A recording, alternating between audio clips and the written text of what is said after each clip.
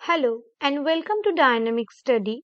Today I will discuss about UGC NET paper 2 political science. और आज मैं political science के अंदर एक बहुत इंपॉर्टेंट टॉपिक के बारे में डिस्कस करने वाली हूँ जो है scientific management approach to organisation. Okay, तो वैज्ञानिक व्यवस्थापना क्या है एक ऑर्गेनाइजेशन में उसके बारे में जानेंगे, इसके थिंकर के बारे में जानेंगे डिटेल्स। तो स्टार्ट करते हैं आज के लेक्चर को। So scientific management to organisation मतलब एक ऑर्गेनाइजेशन में साइंटिफिक अप्रोच को हम कैसे फॉलो कर सकते हैं, क्या है scientific organisation, scientific management theory क्या है, कि इसको हम कैसे एक ऑर्गेनाइजेशन में अप्लाई कर सकते हैं। Okay, so before we study tailored stream of classical approach, let us be clear about the main concerns of this approach. Taylor है साइंटिफिक मैनेजमेंट थ्योरी के फादर। ओके, उन्होंने ही जो साइंटिफिक मैनेजमेंट का थ्योरी का जो बेस है उन्होंने ही बताया था। लेकिन उनके थ्योरी को जानने से पहले हमें थोड़ा थोड़ा ये जानना चाहिए जो बेसिक कंसर्न क्या है, साइंटिफिक मैनेजमेंट थ्योरी क्या है, किसके ऊपर फोकस करता है, इसका मेन मोटो क्या है, ऑब्जेक्टिव क्या है, इसके बारे में। Okay, so the basic features focus of classical approach is on structure, and within the structure the spotlight is on efficiency and communication. So scientific management theory एक क्लासिकल थ्योरी है जिसका मेन जो classical theory का जो focus है वो किस पर है, structure, and with in the structure the spotlight is on efficiency and communication. जो ऑर्गेनाइजेशन में आप काम कर रहे हैं उस ऑर्गेनाइजेशन का स्ट्रक्चर कैसा है, वहां पर किस स्ट्रक्चर को फॉलो किया जाता है, और उसी स्ट्रक्चर में जो चीज के ऊपर वो लोग मेन फोकस करते हैं वो है एफिशिएंसी। जो काम करने का दक्षता है वो कितने एफिशिएंसी के साथ काम कर रहे हैं, कम्युनिकेट कैसे कर रहे हैं, वो बातचीत कैसे कर रहे हैं, कम्युनिकेशन का रिलेशनशिप, वहां पर जो लोग हैं वहां पर कम्युनिकेशन कैसे होता है। Okay, so the assumptions of classical approach relate to the following. So classical approach के कुछ assumptions है, कुछ principles हैं, उसको हम नीचे देखेंगे। First, relationship between employees and the management, which is defined by means of formal structured communication process. जो एक कंपनी है या एक ऑर्गेनाइजेशन है वहां पर जो कर्मचारी है और जो मैनेजर है उनके बीच रिलेशनशिप कैसा होगा, एक फॉर्मल स्ट्रक्चर के थ्रू वो लोग बात करेंगे, उनका जो कम्युनिकेशन प्रोसेस होगा, उनका जो आदान प्रदान का जो पद्धति होगा वो होगा फॉर्मल, फॉर्मेलिटी को मेंटेन करके वो लोग बातचीत करेंगे। Next, let down rules, define task, delineation, accountability, formalize procedures and practices. So वो क्या करेंगे, let down rules, define task, accountability को मेंटेन करेंगे, फॉर्मलिटी को, और मतलब जो रूल्स है, रेगुलेशंस है, इसको, अकाउंटेबिलिटी को, ये सारी चीजें लोग मेंटेन करेंगे। सो रूल्स, टास्क, अकाउंटेबिलिटी, इन चीजों को वो मेंटेन करके चलेंगे। Next, incentive driven management strategies that study the economic side of the work. So incentive, लोगों को, जो लोग काम कर रहे हैं लोगों को इंसेंटिव मतलब ज्यादा पैसा दे देना। हाँ, मतलब उनको इससे क्या होगा, वो लोग मोटिवेटेड हो जाएंगे अपने काम को लेकर, मतलब economic side of the worker को फुलफिल किया जा रहा है यहाँ। मतलब साइंटिफिक मैनेजमेंट थ्योरी ये कह रहा है कि आप किसी वर्कर को अगर ज्यादा से ज्यादा पैसे देंगे तो वो लोग अच्छी तरह से काम करेंगे ऑर्गेनाइजेशन में। Next, workers being कॉग in the process of production. So workers को एक मशीन की तरह, एक मशीन की तरह ट्रीट किया जा रहा है यहाँ पर। मतलब प्रोडक्शन प्रोसेस में जो वर्कर्स है उनका रोल क्या है, एक चक्के की तरह है, मतलब जो टायर जैसा है, वो लोग जस्ट मशीन को रन कर रहे हैं, मतलब कोई ह्यूमन साइड यहाँ पर, ह्यूमन टच नहीं है यहाँ पर। Okay, So scientific management is a crucial component of this approach. So scientific management classical approach का ही एक बहुत important part है. Okay. So scientific management lays accent on the efficiency in the organizational work. ये जो scientific management theory है इसका जो main focus है ये किसके ऊपर focus करता है, organizational work के ऊपर। So scientific management lays accent on किसके ऊपर ज्यादा focus करता है, efficiency मतलब कर्म दक्षता, मतलब लोगों को कितना कैपेबल है वो काम करने के लिए, एक ऑर्गेनाइजेशन में वो कितना अच्छी तरह से काम कर रहे हैं इस विषय में। Okay, the command structure is designed to highlight both the overall objectives of the organization and the specific purposes of the functional units. Okay, so the command structure is designed to highlight, जो command structure है इसका, okay, ये design किया गया है to highlight both the overall objectives of the organization. ये जो organization का both objectives के ऊपर यहाँ पर focus किया गया है, okay, and the specific purposes of the functional unit.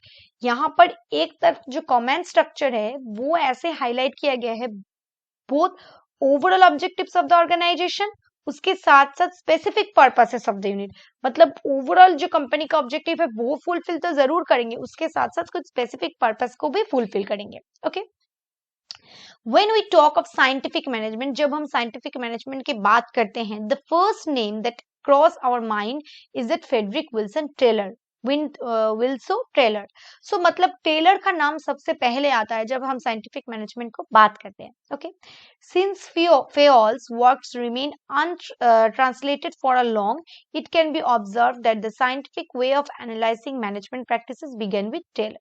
So Fayol ने भी साइंटिफिक मैनेजमेंट में बहुत योगदान दिया है, लेकिन उनका बात को कभी इस विषय में मतलब उतना फोकस नहीं किया गया है, इसीलिए टेलर को ही हम मानते हैं कि उनसे ही साइंटिफिक मैनेजमेंट थ्योरी का शुरुआत हुआ है. Okay, he was the first person जिन्होंने ये जो साइंटिफिक मैनेजमेंट थ्योरी को एक अच्छी तरह से रूप दान करने की कोशिश की. ओके, सो इसीलिए टेलर को क्या कहा जाता है, famously known as the father of scientific management. Taylor has many first to his credit. So Taylor को इसीलिए, क्योंकि उन्होंने साइंटिफिक मैनेजमेंट को एक ओवरऑल रूप दिया था, इसीलिए उनको फादर क्या कहा जाता है साइंटिफिक मैनेजमेंट का. Okay, he was the first management consultant. So वो एक फर्स्ट मैनेजमेंट मतलब जो मैनेजमेंट कंसल्टेंट होता है, first to invent industrial equipment such as cutting tools, steel hammer, hydraulic power loading machine, and tool feeding mechanism, which aim to increase efficiency levels of the workers. First to find one best way of doing a job, and first to lay down the principle of scientific management. Okay, धीरे धीरे मैं समझा देती हूँ. सो वो एक Taylor जो है वो फर्स्ट मैनेजमेंट कंसल्टेंट है, मतलब कैसे मैनेजमेंट को कंसल्ट किया जा सकता है, कैसे इसके अंदर काम होगा, इसके बारे में. First to invent industrial equipment, ये फर्स्ट व्यक्ति हैं जो इंडस्ट्रियल इक्विपमेंट को के बारे में, इंडस्ट्रियल इक्विपमेंट जैसे कि कटिंग टूल्स, स्टील हैमर जैसे, हाइड्रोलिक पावर मशीन जैसे चीजों को उन्होंने लाया, उन्होंने इन्वेंट किया, उनके बारे में बात किया. सो उन्होंने क्या किया, एफिशिएंसी लेवल को वर्कर के बढ़ाने के लिए ये सारी चीजों को उन्होंने इन्वेंट किया.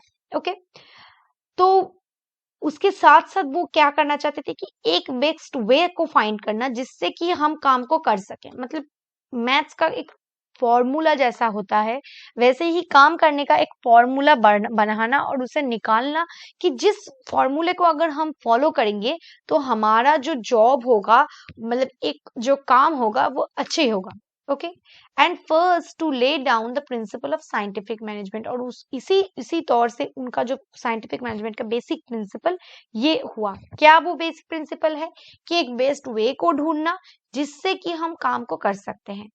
From a mere laborer to a general manager, every stage, phase, or process of production manufacturing passed through his percentage penetrating gaze. Okay, so ये क्या कह रहे हैं कि जो लेबरर्स के काम है, जनरल लेबर के काम से शुरू करके जनरल मैनेजर के हर स्टेज में, हर फेज में, हर प्रोसेस में जो प्रोडक्ट मैन्युफैक्चरिंग को एक नजरदारी के थ्रू, एक वे के थ्रू पास करना पड़ेगा. Okay, so Taylor observed that management had no clear understanding of its responsibilities, effective work standards, design of jobs, division of work, placement of worker, incentive schemes, and scientific decision making. So Taylor ने क्या देखा कि management के जो काम हो रहे हैं वहां पर कोई क्लियर अंडरस्टैंडिंग नहीं है रिस्पॉन्सिबिलिटीज को लेकर, मतलब कोई क्लियर आइडिया नहीं है. Okay, no clear understanding of its responsibilities को लेकर, इफेक्टिव वर्क स्टैंडर्ड्स को लेकर, डिजाइनिंग ऑफ जॉब्स को लेकर, मतलब जो काम का कैसा प्रकृति है, कैसे वो लोग काम करेंगे, डिविजन कैसा होगा, प्लेसमेंट कहाँ होंगे, उनका इंसेंटिव स्कीम का प्रोसीड्यूर क्या है, साइंटिफिक डिसीजन कैसे लिए जाएंगे, कैसे रिस्पॉन्सिबिलिटी होगा, टोटल जो सिस्टम है वो वहां पर कोई रूल या साइंटिफिक रेगुलेशंस फॉलो नहीं किए जा रहे थे। So as a result productivity remained low, जो प्रोडक्शन हो रहा था इससे कि बहुत कम हो रहा था, and management workers and consumers all suffered in this process.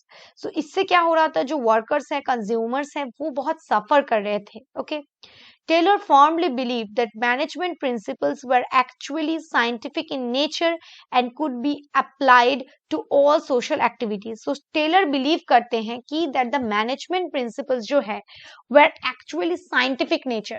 जो management के जो काम है, जो principles है, वो scientific होने चाहिए and could be applied to all social activities. और वो सारे चीजों को हम social activity में भी apply कर सकते हैं. Okay, to him, उनके according best result could be achieved through a cooperative partnership among trained staff, qualified management and supportive level. तो उनके हिसाब से बेस्ट रिजल्ट कब आ सकती है, कब अचीव कर सकते हैं, जब जो कोऑपरेटिव पार्टनरशिप, जो ट्रेन स्टाफ है, जो लोग काम कर रहे हैं वहां पर, उनके अंदर एक कोऑपरेटिव पार्टनरशिप होगा, qualified management and supportive labour, उनका जो मैनेजमेंट है वो क्वालिफाइड होंगे और जो लेबर है वो बहुत सपोर्टिव होंगे, मतलब इस तरह से हम काम कर सकते हैं. ओके, अब देखते हैं इन द अर्ली 1990s में 1890s में Taylor observe that various managerial practices were slowing down managerial procedures. तो उन्होंने 1890s में कुछ स्टडी करके देखा कि कुछ ऐसे मैनेजरियल प्रैक्टिसेस है जिससे कि क्या हो रहा है कि मैनेजरियल का प्रोसीड्यूर जो है वो बहुत स्लो डाउन हो रहा है, लोग धीरे धीरे काम हो रहा है, मतलब आउटपुट बहुत कम आ रहा है. सो workers he felt were deliberately slow and displayed delaying tactics as they perceived overproductivity to be a threat to their well-being in the organization. वो क्या सोच रहे थे कि हम अगर ज्यादा प्रोडक्शन कर लेंगे तो इससे क्या होगा, हमारा कंपनी में बहुत मतलब हमें और काम की जरूरत, मतलब उनको काम नहीं मिलेगा. सो वर्कर्स जो है इसीलिए वो क्या कर रहे थे, उनको डिलेइंग टेक्निक पता चल गए, वो लोग क्या कर रहे थे, काम को ठीक तरह से ना करके डिले कर रहे थे. ओके, और ओवर प्रोडक्टिविटी के डर की वजह से वो क्या कर रहे थे, काम अच्छी तरह से नहीं कर रहे थे. Taylor coined different terms for this behaviour such as shouldering and striking. So उन्होंने इसीलिए कुछ टर्म्स को यूज किया जैसे कि शोल्डरिंग एंड स्ट्रिगविंग. ओके, इन सारे टेक्निक्स का उन्होंने यूज किया. In his view, workers exhibited his behavior due to the following reasons. Workers जो है वो अपना मतलब exhibited this behavior, ये behavior क्यों कर रहे हैं, due to the following reasons. कुछ reasons की वजह से वो लोग ये slow down हो रहे हैं. क्यों? Workers should share casualness about their work. वो अपने काम के बारे में एकदम भी सीरियस नहीं है, वो बहुत स्लोली काम करते हैं, मतलब उनका काम के प्रति कोई आग्रह नहीं है, इंटरेस्ट नहीं है. नेक्स्ट, कैजुअली काम कर रहे हैं.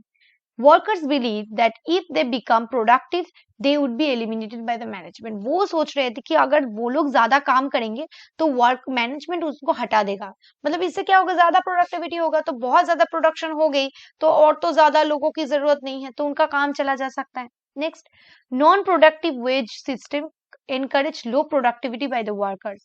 So non productive wage system, उनका जो प्रोडक्टिव का वेज सिस्टम, मतलब जो सिस्टम है पे वेज, मतलब वेतन का जो सिस्टम है, जो उनका फाइनेंशियल सिस्टम है वो अच्छा नहीं है. वो क्या कर रहा था, उसका जो नॉन प्रोडक्टिव वेज सिस्टम था वो एनकरेज कर रहे थे कि लो प्रोडक्टिविटी हो, मतलब ऐसा अच्छा सिस्टम नहीं था. Next, workers feared that the high pace of work would become the standard norm, bringing down their wage level.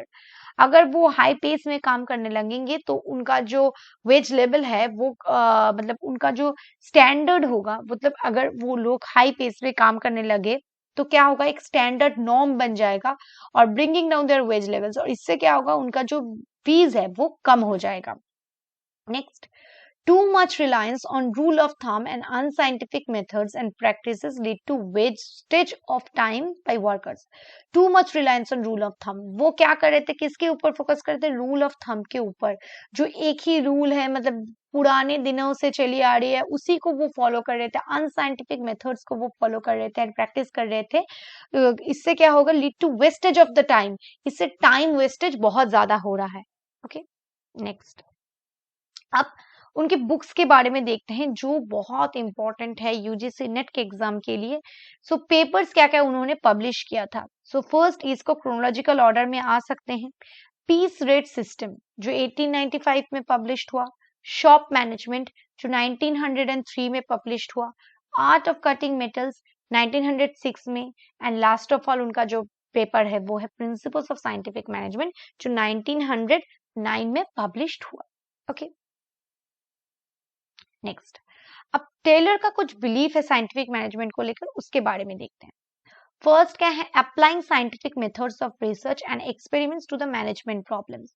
वो चाहते हैं साइंटिफिक मेथड्स को अप्लाई करे रिसर्च में, methods of research and experiments to the management के problems को। Applying scientific methods, वो क्या चाहते हैं कि साइंटिफिक मेथड्स को अप्लाई करे of research and experiments to the management के प्रॉब्लम्स को सॉल्व करने के लिए हम क्या करेंगे कि मैनेजमेंट का प्रॉब्लम को सॉल्व करने के लिए साइंटिफिक मेथड्स को यूज करेंगे। Next, standardising working condition and placing the workers on the basis of scientific criteria के बेसिस पर वर्कर को वो प्लेस करेंगे।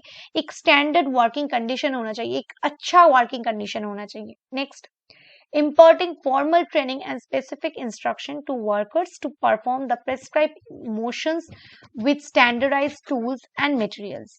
Okay,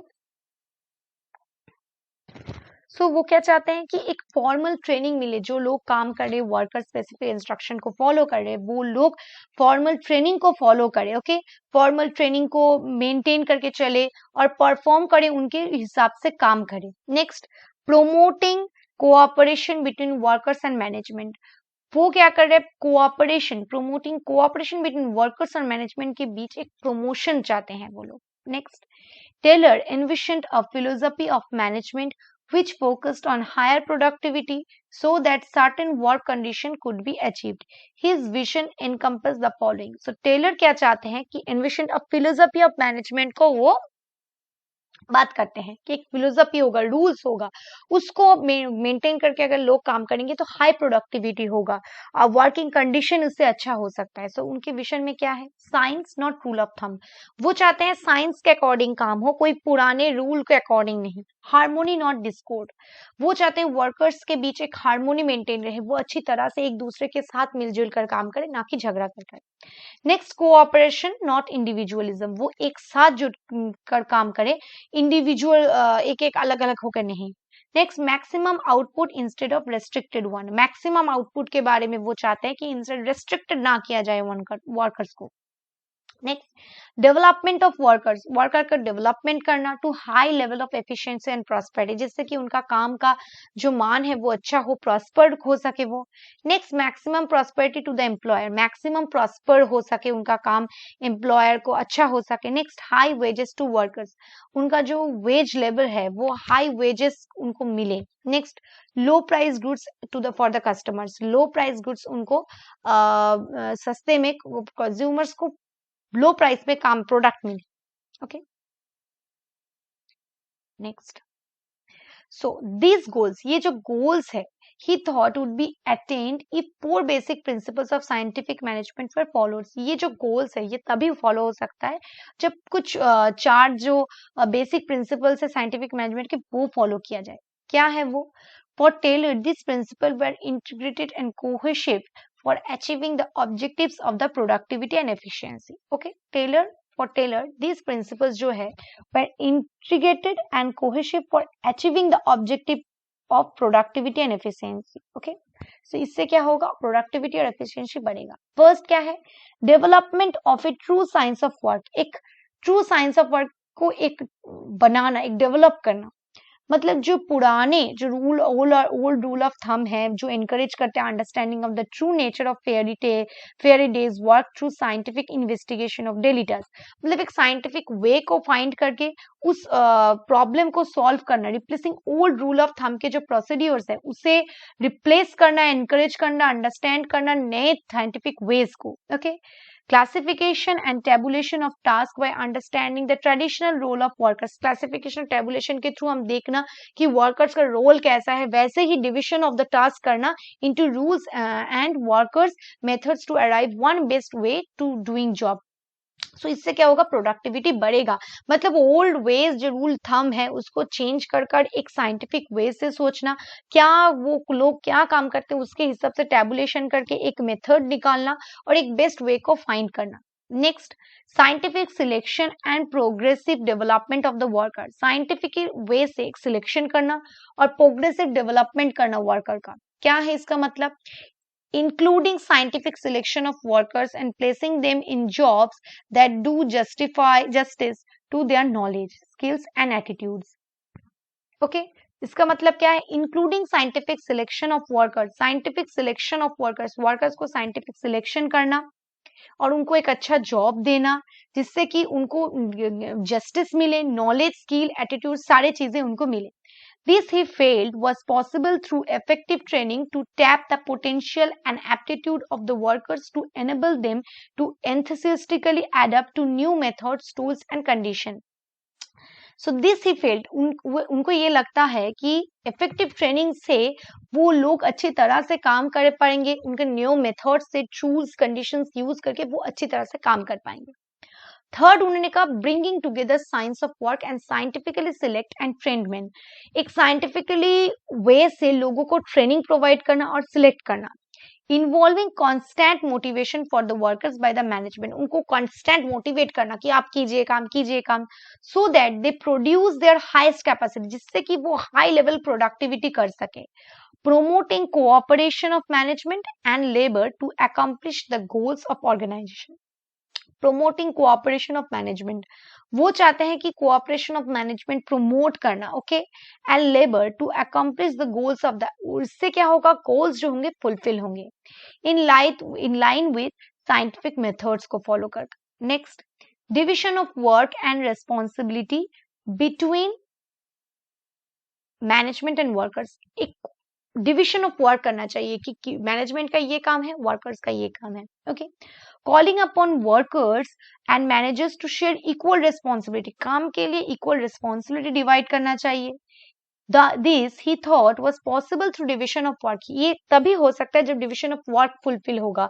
feeling of understanding, mutual dependence के थ्रू वो एक दूसरे के साथ क्या करेंगे, रिस्पॉन्सिबिलिटी को डिवाइड कर लेंगे, okay. Next, Taylor demonstrated his view through case studies conducted by him over the बहुत सारे उन्होंने केस स्टडीज किया है। फर्स्ट कब किया है, फर्स्ट क्या है, moving pig iron at the Bethlehem steel company to recommend in restricted periods and lifting iron as per capacity. मतलब आप एक पतले इंसान को बहुत बड़ा आयरन उठाने के लिए नहीं मजबूर कर सकते, सो जिसका कैपेसिटी उस हिसाब से उनको काम देना चाहिए। Next, studying the scientific of sewing through time studies to determine the optimal weight that a worker should lift in a sew wheel, मतलब कितना टाइम में कितना काम कर सकता है। Next, bricklaying as studies by the associate Frank B. Galbraith through motion studies to reduce the motions of laying bricks, okay, so ये किया था। और एक था inspecting small polish steel balls for bicycle bearings and introduction side rules to run a machine shop well. ये इतना important नहीं है जी, ये सारे उनके केस स्टडीज थे। Next, the concepts are specific to Taylor's which make his contribution management rather than unique. उनका जो conception था वो उनको unique किया है, क्या है, These are his concept of functional foremanship. उनका जो बहुत important concept है वो है functional foremanship and mental revolution. So ये यहाँ से क्वेश्चन आ सकता है functional foremanship या mental revolution का concept किसका है। Okay, functional foremanship advocates division of work in a organization. So functional foremanship क्या करता है, एक organization में लोगों के काम को divide करता है, not just between workers, सिर्फ workers में नहीं, management में भी। Okay, Taylor believed in sharing of responsibility between workers and management. वो चाहते हैं कि responsibility workers और management में divided हो सके। He divided work under 4 heads at the supervisory level called planning bosses, 4 heads at the executive level called executive bosses. So उन्होंने क्या किया था, divide the work 4 head में दोनों तरह से divide किया था। एक supervisory level जो है वहां पर आप plan करेंगे और execution level में execution boss होगा। ओके, मतलब एक वर्कर्स का हेड होगा और एक मैनेजर्स का हेड होगा। तो इसको एक हम टेबल की तरह से देखते हैं। एक तो प्लानिंग बॉस होगा जो प्लान करेगा, वो कौन होगा? Order of work and route clerk. और कौन होंगे? Instruction clerk, time and cost clerk, shop disciplinarian. Executive bosses में होंगे gang boss, repair boss, speed boss and inspector. So ये जो ये है टेबल है, ये आपको याद रखना होगा, जो कि प्लानिंग बॉस और एग्जीक्यूटिव बॉस में कौन है। यहाँ से ऐसा क्वेश्चन आ सकता है कि इंस्पेक्टर का प्लानिंग बॉस का पार्ट है या एग्जीक्यूटिव बॉस का। सो यहाँ से ये सारे जो नाम है आपको याद अच्छी तरह से रखना होगा। So that's it for today's class. I hope you will understand this lecture. So keep on watching and keep on learning.